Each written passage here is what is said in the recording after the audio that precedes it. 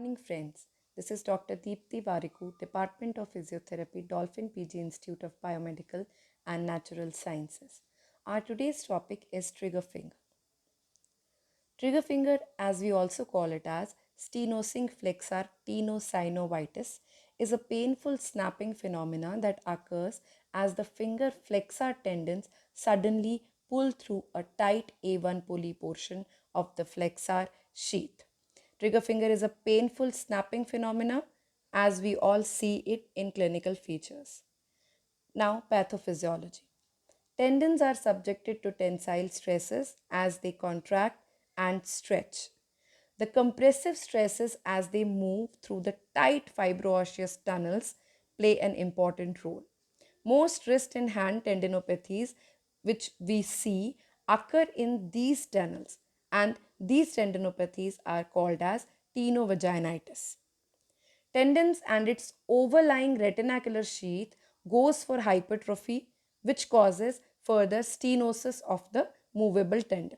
The underlying pathophysiology of trigger finger is an inability of the two tendons, that is FDS and FDP, to slide smoothly under the A1 pulley, resulting in a need for increased tension to force the tendon to slide and a sudden jerk as the tendon nodule suddenly pulls through the constricted pulley. This causes the triggering of the tendon. The triggering can occur with flexion or extension of the finger, or we can see it in both. Whether this pathogenic state arises primarily from A1 pulley becoming stenosing or from a thickening of tendon remains controversial. But both the elements are usually found as the surgery. Here you can see in this diagram the formation of the nodules and how the nodules formed at first annular pulley causes triggering while doing flexion or extension. Now let us see about the demographics. If we see the female to male ratio, we see it as 4 is to 1. That makes it females more prone towards the condition. Occupation does play an important role in this condition. All heavy load vibration activities by hand may be a causative factor. Most commonly, it occurs in thumb, middle finger, or the ring finger, which we see primarily. Now, let us go towards the etiology of the trigger finger. It's mainly seen in postmenopausal women. It's most common in patients with diabetes or other autoimmune disorders like rheumatoid arthritis. It is also seen in Dupuytren's contractures and other tendinitis like de Quervain's tendinitis or lateral epicondylitis. Occupation stress, as we already discussed, plays an important role. Sometimes a blunt injury can also cause trigger finger. Trauma is an important condition. Tendon or tendon sheath pinched between the metacarpals and or any bruising object also can cause the formation of the nodules. Thickening of the tendons or the sheath as it heals with adhesion, which prevents the gliding of the tendon properly underlying the sheath. Then there is a nodular formation of the tendon which obstructs, and this causes the locking of the tendon. Now, what are the clinical presentations? Trigger finger most commonly occurs in thumb, middle finger, or ring finger, which we already discussed, mainly in the postmenopausal females. Patients often have a palpable nodule in the area of the thickened A1 pulley, which is at the level of the distal palmar crease. They present with clicking, locking, or popping in the affected finger that is often painful, but it may not be painful also in some cases.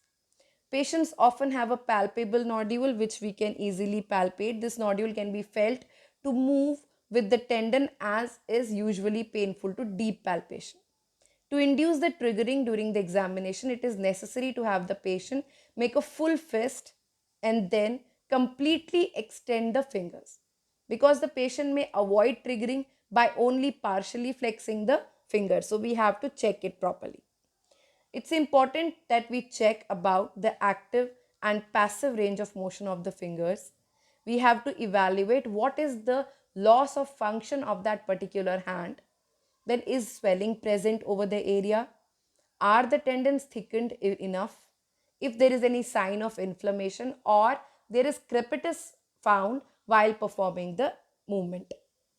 So quality of digital movement could be graded like this. We can have grade 1 if the movement is totally normal, grade 2 if it is uneven, that we see some unevenity in the movements, then grade 3 if there is catching or clicking while performing flexion or extension, which we call as triggering.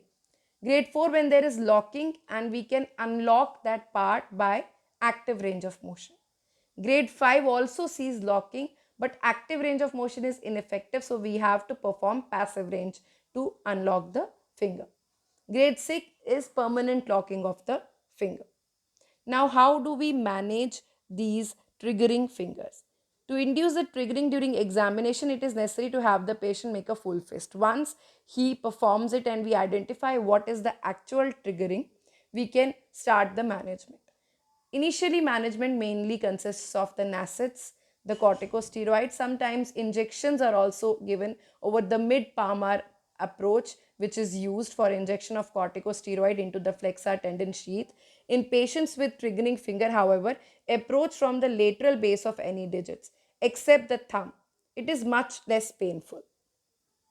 The author's mainly preferences, which we see in the current researches, is 0.5 ml of lidocaine, 0.5 ml of bupivacaine, and 0.5 ml of methylprednisolone acetate given. A single injection can be expected to relieve triggering in about 66% of patients. Multiple injections can relieve triggering in 75 to 85% of patients. Here you can see the exact approach of injections in a trigger finger.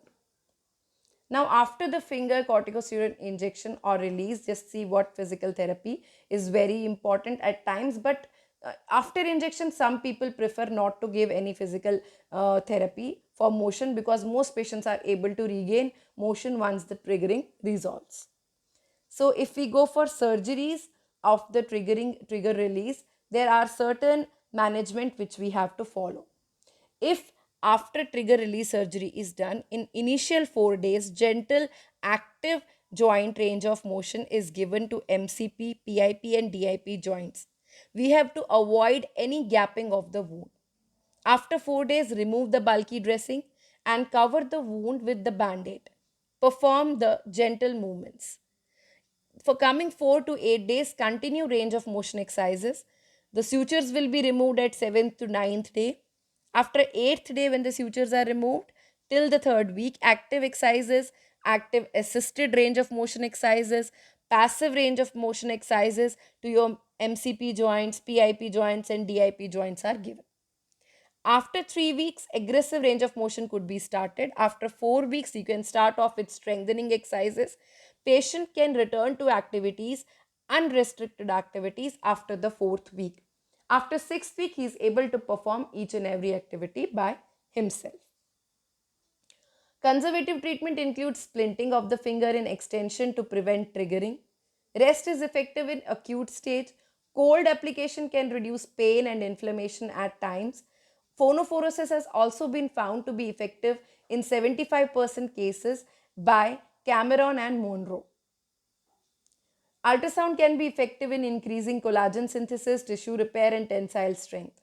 Massage has also been found to be very effective as it improves tendon function. Gliding and stretching of tendon can prevent or reduce adhesions.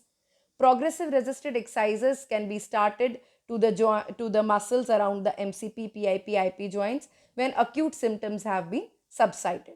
We also give ergonomic advices to the patients in initial 3 weeks and after coming 3 weeks also. Thank you so much. If there are any doubts, they will be appreciated. Thank you so much.